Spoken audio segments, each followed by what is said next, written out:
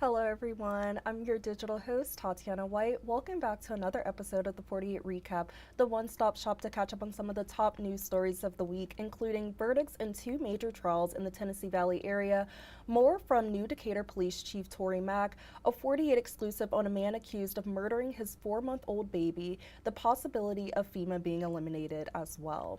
I hope you all are having a wonderful weekend. Let's get into this weekend's recap. We've had many stories happening this week, including the verdict of two big cases in the Tennessee Valley. This week, a verdict was reached in the case of a chiropractor who tried to kill his wife. Mann's attorney, Chad Morgan, said they had 7 witnesses ready to testify, but they didn't put them on the stand because Morgan believed the state didn't have evidence that Brian Mann committed an overt act. The state called 7 total witnesses in this trial, and the jury deliberated Mann's fate based on those testimonies for almost 3 hours.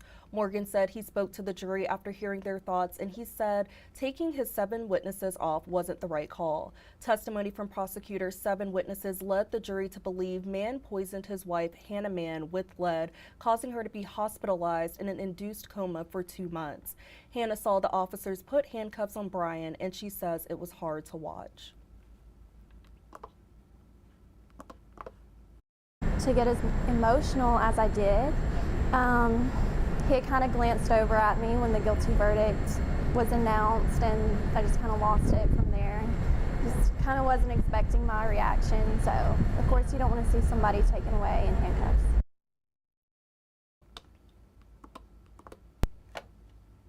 Brian Mann is being held in the Morgan County Jail without bond. Prosecutors say the maximum sentence he could receive is a life sentence. His sentencing hearing is set for August 27th.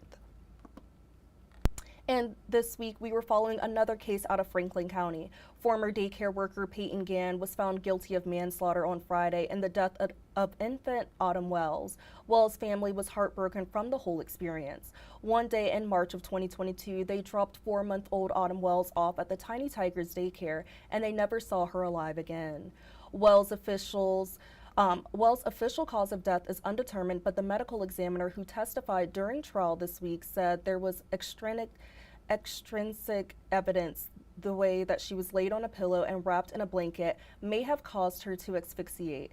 The district attorney said the 2 women who were supposed to be watching her, Peyton Gann and Madison McCaplin, were not even in the building as she lay dying. McCaplin left her post to take a call, and Gann's phone was pinged outside a nearby store. Assistant District Attorney Fallon Farr says the office wants this case to remind daycare owners and workers of the consequences of not taking their jobs seriously. I hope this verdict makes daycare owners and daycare workers take their job a lot more seriously. I hope that they can see what can happen if they are not doing their job and doing their due diligence, and I hope that they realize the seriousness of their job.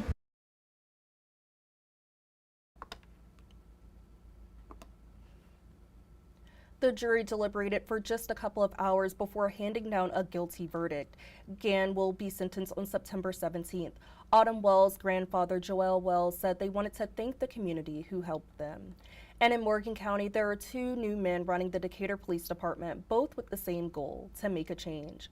48's Callie Neese sat down with Chief Tory Mack and his incoming deputy, Chief Eric Stisher, for the first time to learn more about their plans. The last 2 years, it's been a nightmare. That nightmare centers around the police shooting death of Steve Perkins in 2023. The public outcry led to leadership changes for Decatur Police. Now, new Chief Tory Mack is in charge, and he says he's ready for the job, and he has a plan. The police are the community, and the community are the police. We've gotten away from that. Town hall meetings, pop up in your businesses, and just introduce myself and ask a few questions. As your police chief, what are your expectations of me? Matt comes to Decatur from Birmingham, telling me he wants to have old-style, fruitful dialogue with the community. That's why he brought in soon-to-be Deputy Chief Eric Stisher. I'll be handling the day-to-day operations of the Decatur Police Department while he's out handling business, bridging the gap with the police department and the community. Stisher has been Mack's right-hand man for some time now, following him from the military to Birmingham Police and now to Decatur. The tensions are high. Do you feel ready? Well, I'm ready. Excited, honored to be here. I'm ready to walk into the front door on my official day on Monday. The two lawmen, with a history of working together since 1989, say they'll work hand in hand to make Decatur a better place. Our job is stressful, but we have to be intentional. We have to police ourselves. We have to do what's right. Reporting in Decatur, Callie Neese, 48 News, on your side. Charges for a Huntsville father are now upgraded to murder after the death of his 4-month-old baby. 24-year-old Victavius Dennis was originally arrested on an aggravated child abuse charge, but that charge was upgraded to murder when his baby girl died from injuries at Huntsville Hospital on Thursday. In a story you will only see on 48 News, we're hearing from her family, who said she would still be here today if she wasn't in his care. 48's Nick Ballinger has more on this story. Stephanie and Justin Griffin say their niece Kyla Jean spent her last moments fighting for her life alone without her mother. She never got to see her baby take another breath. The baby's mother, Madison Posey, tested positive for CBD when she gave birth to Kyla and her twin sister 4 months ago. She says her doctor recommended taking the CBD to put on weight during the pregnancy. Their father, Victavius Dennis, was given temporary full custody, so she wasn't allowed to see them without him present. He's now charged with the baby's murder. We would not be sitting here today and getting prepared to bury Kyla in the next few days had they just not given them children to him. She says her niece Madison went to visit her baby early Sunday morning when she noticed something wasn't right. Her arms were stiff and they fell to the side, and she went, and she said, "Call 911 right now. What have you done to my baby?" He said, "Nothing, she's fine." The Griffins believe the ambulance took too long to make it to the hospital. Once there, they learned baby Kyla had a brain bleed, broken ribs, collarbone, and liver failure. They say it was only there that Dennis said he accidentally dropped her in the bath the night before. He was hiding something. He was hiding something. The Griffins say both siblings, her twin sister and older brother, have had past injuries too that were never explained. They always question those injuries and Dennis. And I think he thought at this time this was going to slip by too. If I own up to it, that I accidentally dropped her in the tub, giving her her bath, that maybe it'd slide by again. Their niece was just 2 weeks away from regaining full custody of her children, but now they've been swept up into the foster care system. She looked at her mom and she started crying. She said, "My kids are with them." She's the innocent party and being treated as the court animal. The Griffins blame DHR for initially putting the children in Dennis's care and that they should be with family members right now. They say nothing will replace baby Kyla Jean. We're never going to know what she's going to look like when she grows up. We're never going to hear her first words.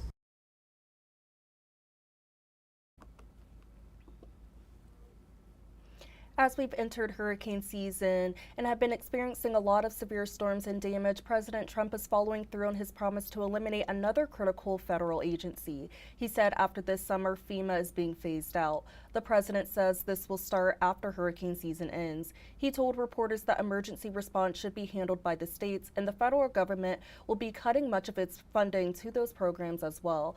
EMA directors and state representatives in North Alabama are already speaking out on President Trump's move to disband FEMA. 48's Noah Cowell spoke to those officials on how they think this will impact Alabama's disaster release efforts. EMA directors I spoke to say restructuring FEMA is needed, but what's unnecessary and potentially harmful is phasing it out entirely, which would leave states without enough federal funding to effectively respond to these disasters. President Donald Trump told reporters on Tuesday that FEMA will be phased out after this hurricane season. He says emergency response should be handled by the states.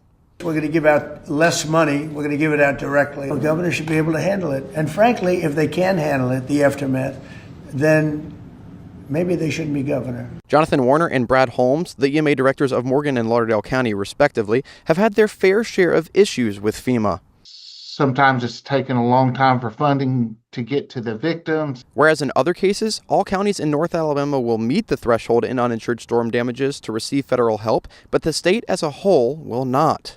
As a result, no one got any assistance from the federal government. So I think we've recognized for a long time that FEMA is broken. What Holmes and Warner don't want to see is the federal support that they sometimes don't get from FEMA to be potentially taken away altogether. which may be what President Trump was alluding to on Tuesday. We have relied heavily on grants and funding opportunities from our federal partners. If that federal funding is not allocated or reallocated in some way, then it's going to put a tremendous burden on our local governments to try to make up the difference. State Representative Anthony Daniels says getting rid of the expertise at a federal level without any clear strategy and expecting the states to pick up the slack is just an incompetent move. For now, he and the EMA officials will wait until the plans become clearer from the administration. Reporting in Huntsville, Noah Cowell, 48 News, on your side.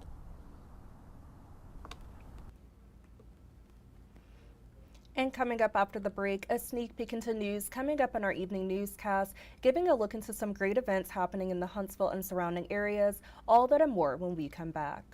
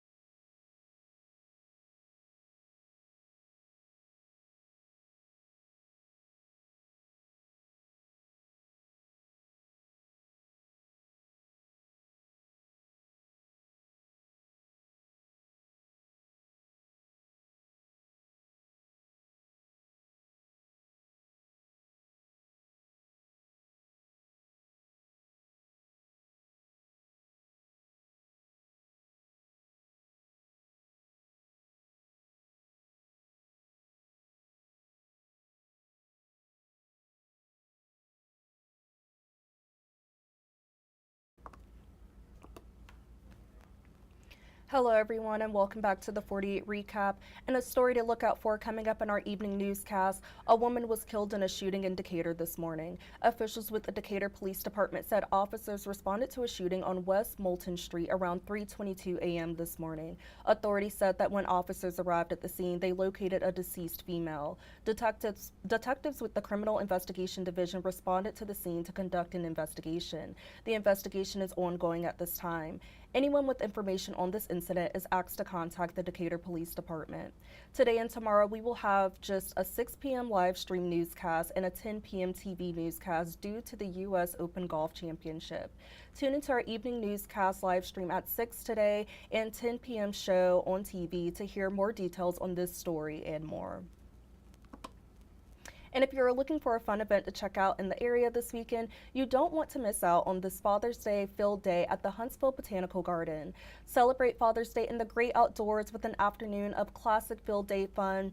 This event will bring back the joy of friendly childhood competitions, this time for the whole family. Whether you're racing in a three-legged sprint, tossing water balloons, or simply enjoying a funnel fry in the shade, this event is all about bonding, laughter, and creating lasting memories together. Bring a blanket or a lawn chair and settle in for the fun. This event is tomorrow from 3 p.m. to 6 p.m. Whether you're a dad, stepdad, granddad, or a beloved father figure, this is your day to shine. So come ready to play, laugh, and celebrate with your favorite people in one of the most beautiful settings in Huntsville. Visit hsvbg.org for ticket prices. And an event coming up on Tuesday, June 17th is the Juneteenth Community Cookout. It will be held from 12 p.m. to 6:30 p.m. at the Lincoln County Fairgrounds in Fayetteville, Tennessee on Tuesday. This event is being hosted by Fayetteville's Frito-Lay Company. This is the third annual Juneteenth Community Cookout packed with games, music, fun, food, and togetherness.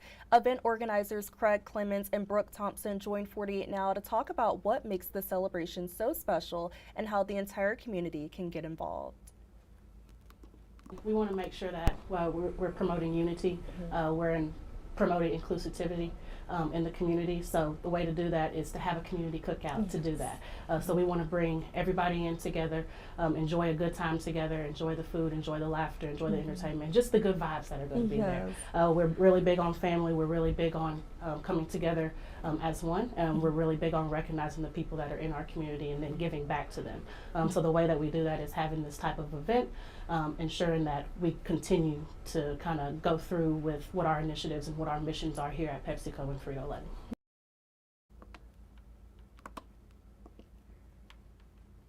This is going to be such an impactful event that will be full of fun, unity, reflection, and celebrating freedom in a way the whole community can feel. So if you're in or near Fayetteville, make sure to come out June 17th for this free, family-friendly, and meaningful celebration. And this week is the start of Black Restaurant Week Huntsville. It's the 10-year anniversary of Black Restaurant Week here in Huntsville, and the founder, James Swan, joined me on 48 Now to talk about how this food-filled week is supporting local Black-owned restaurants, chefs, and culinary creatives across North Alabama. From brunches to the big Rocket City Rodeo Festival, this year's celebration is bigger than ever and just in time for Juneteenth. This is just one part of the melting pot that Huntsville has to offer that we don't want to miss out on. We don't want people to be here for 3, 4, 5 years and say, wow, I didn't try that restaurant. I didn't know that restaurant was there. I didn't know we had this type of food. That's what we don't want to have. And when people come here, as you see all these apartments are being built and all these construction sites, we want to let them know that while you're here visiting, maybe this is a good stop to live. Yes. You know what I'm saying? Because we have good food, we have good amenities, we have the things maybe that not the big city has, but we have that home feeling, that family-oriented feel that we want to keep you here because that's what we do. Yeah.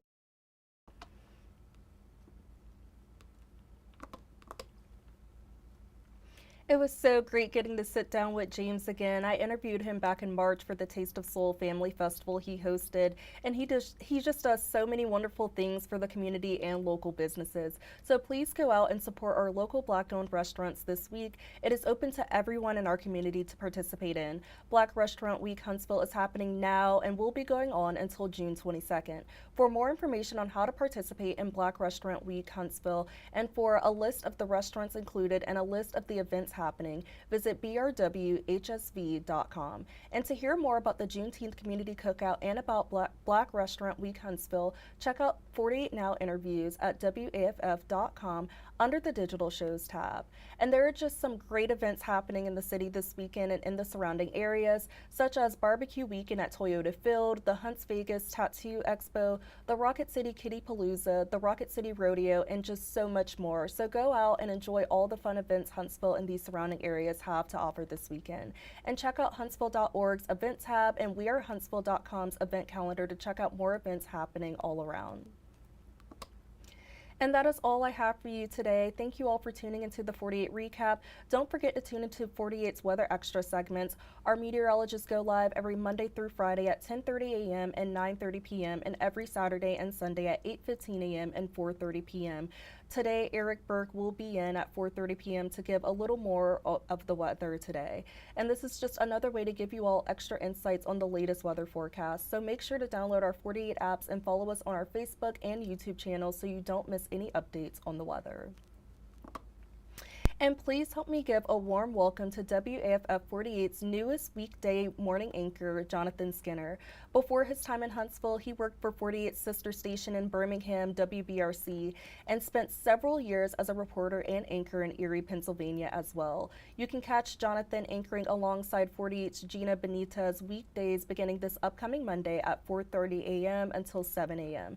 And to hear more about his life, tune into his segment on 48 Now with fellow digital host AJ Wiest and on his segment on Tennessee Valley Living at tvliving.com.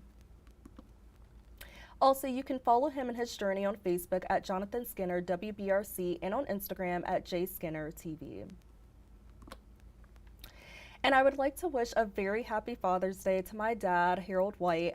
I appreciate you for supporting me, always giving me advice, and for making sure our family is always taken care of. And I love you and I appreciate you so much. And a special happy Father's Day to all the dads, uncles, grandfathers, and father figures out there. I hope you all enjoy your special day and that you're showered with all the love that you can get. And if you would like to stay connected with me throughout the week, please be sure to follow my Facebook page at Tatyana White, WAFF 48.